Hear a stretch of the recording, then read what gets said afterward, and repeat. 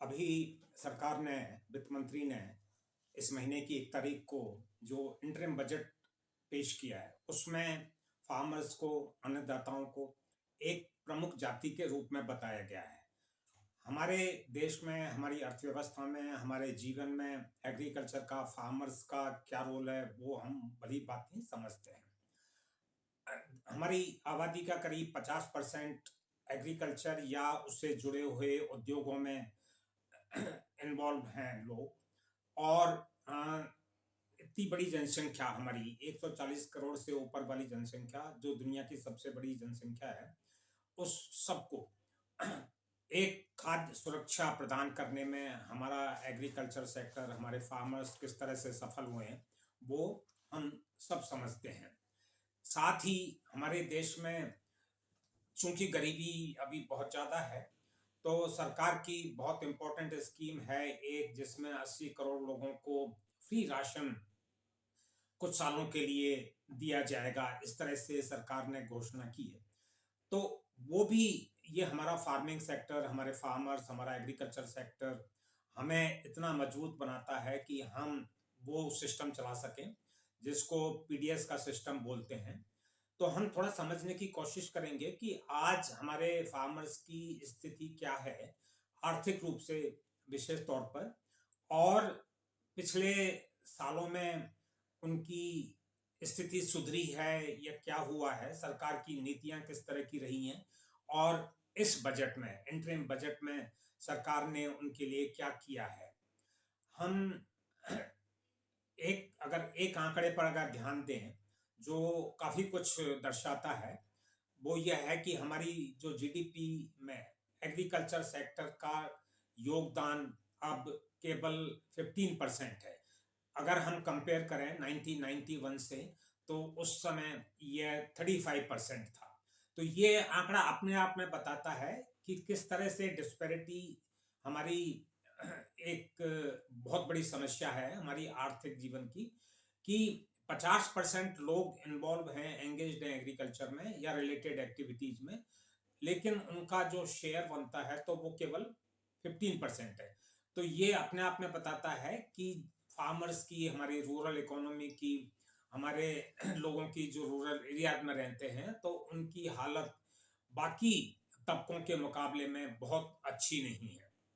हमारे यहाँ पर 85% जो खेती की जो जोत है, तो वो करीब हम मान सकते हैं कि छोटी या जो मध्यम श्रेणी में आती है।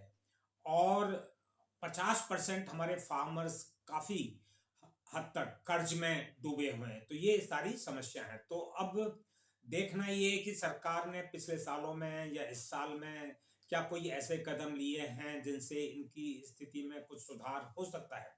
हम सबको याद है 2-3 साल पहले, सन 21-22 में, एक पूरे साल के लिए एक बहुत बड़ा ऐतिहासिक फार्मर्स मूवमेंट हमारे देश में हुआ, जिसको दिल्ली को चारों तरफ से घेरा गया था। इस फार्मर्स मूवमेंट का मुख्य क्षेत्र तो पंजाब था, लेकिन हरियाणा और वेस्टर्न यूपी भी इसमें बाद में पूरी तरह से शामिल हो गए थे, और कुछ हिस्से राजस्थान के भी। ये इस तरह का मूवमेंट था जिसमें कि सारी रूरल जो हमारी आबादी है पूरी तरह से इन्वॉल्व थी। यहाँ हम फार्मर्स की अगर बात करते हैं तो सभी वर्ग फार्मर्स के, चाहे छोटे फार्मर्स हो या बड़े फार्मर्स हो, और यहाँ तक कि जो खेती से जुड़े हुए व्यापार में जो भी लोग हैं, चाहे मंडियों से संबंधित हों या आढ़तिया लोग हों या किसी तरह से कर्मचारी, सभी इसमें इन्वॉल्व। आसपास के गांवों ने भी बहुत सहयोग दिया, और यहाँ तक कि जो हमारी रिलीजियस संस्थाएं हैं, जैसे गुरुद्वारे हैं या और हैं, उन सब ने भी पूरी तरह से इसमें सहयोग दिया। एक खास बात यहाँ जो देखने को मिली वो ये थी कि यूथ का इन्वॉल्वमेंट और विमेन का इन्वॉल्वमेंट, महिलाओं का इन्वॉल्वमेंट इसमें बहुत बड़ा था। उनकी भागीदारी बहुत ही एक अग्रिम रूप में आके करने वाली थी। तो ये अपने आप में एक बहुत बड़ा ऐतिहासिक एक घटना है जिसका असर सारी दुनिया पर पड़ा। लेकिन क्या मिला फार्मर्स को? साल भर चला, कई मौसमों में गर्मी हो, सर्दी हो, बरसात हो, बहुत ही विषम परिस्थितियों में फार्मर्स डटे रहे। क्यों? इसकी जरूरत क्या पड़ी थी? इसकी जरूरत इसलिए पड़ी थी कि सरकार जब पिछली बार लोकसभा में जीत कर जब आई थी, तो उन्होंने एग्रीकल्चर सेक्टर में रिफॉर्म करने की कोशिश की। इसका मतलब क्या है? क्या चाह रहे थे वो? उसका बेसिक आइडिया यह था कि फार्मिंग को, कैपिटलिस्ट फार्मिंग, पूंजीवादी तरीकों की फार्मिंग की तरफ ढकेला जाए और फार्मर्स को वहां किस तरह से अपनी जमीन खोने पर एक तरह से मजबूर करने वाली बात थी। कॉरपोरेट कंट्रोल में फार्मिंग को लाने की बात थी। अब हमें यहाँ एक बात समझने की जरूरत है कि हमारे यहाँ ही नहीं, अफ्रीका, बहुत सारे एशिया के सभी कंट्रीज में, और यहाँ तक कुछ हद तक इवन डेवलप कंट्रीज में फार्मिंग कैपिटलिस्ट तरीके से नहीं होती है। फार्मिंग अभी भी फैमिली बेस्ड व्यवसाय है। ये ट्रेडिशन से जुड़ा हुआ होता है, कल्चर से जुड़ा हुआ होता है। हालांकि हम सभी को पता है कि फार्मिंग में इनकम उतनी नहीं है, लेकिन फिर भी लोग अपना जीवन निर्वाह इसके सहारे करते हैं। और ये कैपिटलिस्ट तरीकों से नहीं चलता। ऐसा नहीं चलता कि सुबह 10 से 5 बजे तक काम करेंगे। सारी फैमिली का इन्वॉल्व दिन रात सभी महीनों में उस तरह से होता है, तभी फार्मिंग चल पाती है। तो अगर इसको हम कैपिटलिस्ट फार्मिंग की तरफ अगर हम ढकेलें तो निश्चित तौर पर हम मान सकते हैं कि ठीक है, उत्पादन बढ़ेगा। लेकिन फार्मर्स का क्या होगा? हमारी 50% जनता का क्या होगा जो उसमें इन्वॉल्व है और जिसके सहारे वो अपना जीवन निर्वाह करती है, चाहे गरीबी के सेंस में ही करती हो उस तरह से। तो वो लोग कहाँ जाएंगे? हो सकता है कि उनमें से कुछ लोग खेती मजदूर बन जाएं, लेकिन बाकी लोग 50% जो 70 करोड़ की आबादी है उसका क्या होगा? ये इसका कोई उपाय सरकार नहीं सुझा रही है। क्यों क्यों ऐसी हालत हमारे यहाँ पर है? ये इसलिए है कि नॉर्मल डेवलपमेंट के कोर्स में क्या होता है कि धीरे धीरे एग्रीकल्चर से लोग निकलते हैं और मैन्युफैक्चरिंग की तरफ जाते हैं, लेकिन वो तो हमारे देश में हुआ नहीं है। हमारे यहाँ अगर हम पिछले 10 साल का आंकड़ा भी देखें तो मैन्युफैक्चरिंग सेक्टर का जो टोटल जीडीपी में शेयर है तो वो भी कम हो रहा है। हमेशा बात की जा रही थी कि हाँ, इसको 15% से बढ़ा करके 25% कर दिया जाएगा, लेकिन ये तो घट ही रहा है। और इसमें जो रोजगार है वो भी एक सेंस में अगर देखा जाए, अगर काउंट किया जाए, तो वो भी कम हो रहा जाए। तो ऐसी स्थिति में जब मैन्युफैक्चरिंग सेक्टर हमें जॉब नहीं प्रोवाइड कर रहा है, तो आधी आबादी को हम फार्मिंग से निकाल करके कहाँ ले जाएंगे? तो ये सारे सवाल हैं। तो इसी कॉन्टेक्स्ट में हमें जो एजिटेशन हुआ था, जो फार्मर्स प्रोटेस्ट हुई थी, उसको समझना चाहिए। फार्मर्स प्रोटेस्ट की जो इंटेंसिटी थी, जो तीव्रता थी, वो इतनी ज्यादा थी कि आखिर में सरकार को झुकना पड़ा और 3 फार्म लॉज को वापस लेना पड़ा। लेकिन उससे ज्यादा और उनको कुछ हासिल नहीं हुआ। फार्मर्स को उम्मीदें कई थी। फार्मर्स को उम्मीदें थी कि जब उनका आंदोलन उठ जाएगा तो उसके बाद सरकार उस पर ध्यान देगी। कमेटी भी बनाई गई, लेकिन उस कमेटी की रिपोर्ट कहाँ है वो किसी को नहीं पता था। उम्मीदें थी कि जो गेहूं और चावल के अलावा और भी जो क्रॉप्स हैं, कुल मिला के 23 क्रॉप्स हैं, वहां एमएसपी लागू की जाएगी। और अभी एमएसपी का दायरा बहुत सीमित है। अभी ये 2 ही फसलों पर केंद्रित है और कुछ खास इलाकों में, जैसे अगर हम मान लो हम गेहूं की बात करें तो पंजाब, हरियाणा, यूपी और मध्य प्रदेश। इसी तरह से अगर हम चावल की अगर बात करें तो पंजाब, हरियाणा, आंध्र प्रदेश, छत्तीसगढ़, इन इलाकों तक ही सीमित है। और कुछ खास तबकों से ही, फार्मिंग के तबकों से ही इस तरह का जो खाद्यान्न है वो सरकार खरीद पाती है।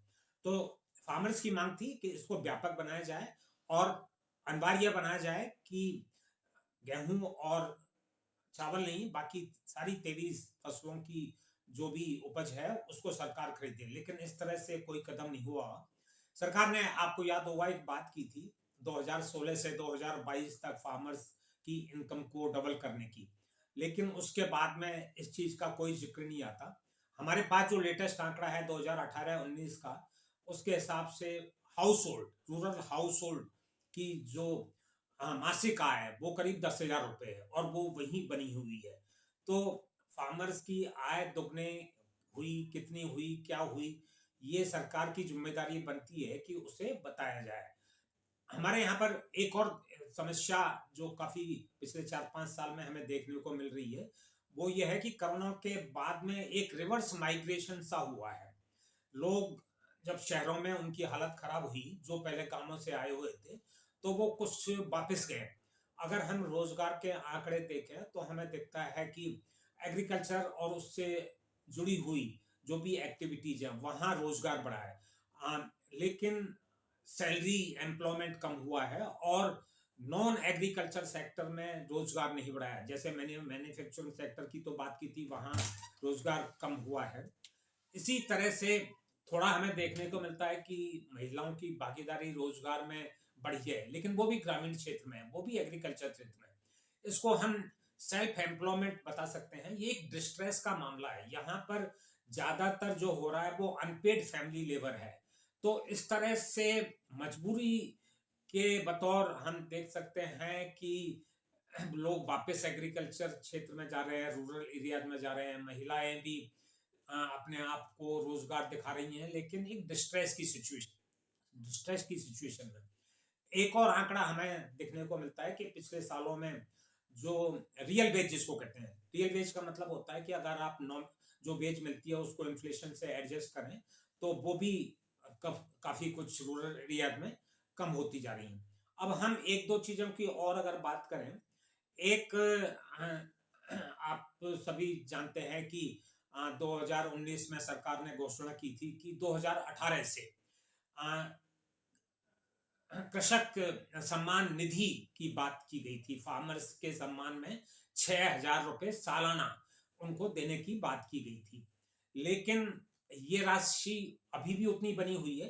अगर आप थोड़ा इन्फ्लेशन का ध्यान करें और अगर हम बात करें कि 4-5 साल हो गए तो वो अपने आप में करीब 9-10 हजार रुपए हो जानी चाहिए थी। इस इंटरिम बजट में लोग काफी उम्मीद कर रहे थे कि भाई इसको तो थोड़ा एडजस्ट करेंगे, लेकिन ऐसा कुछ भी नहीं हुआ।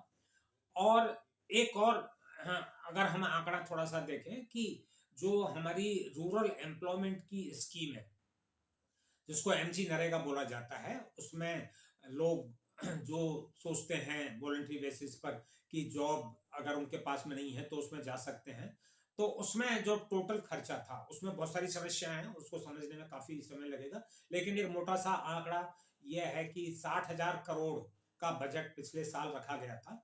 वो जब हमारे पास में रिवाइज्ड एस्टिमेट है उसके हिसाब से 86,000 करोड़ का सरकार ने खर्चा किया है, लेकिन इस बजट में फिर उसे 60,000 का कर दिया गया है, जबकि उसकी डिमांड बाकायदा बनी गई ही है।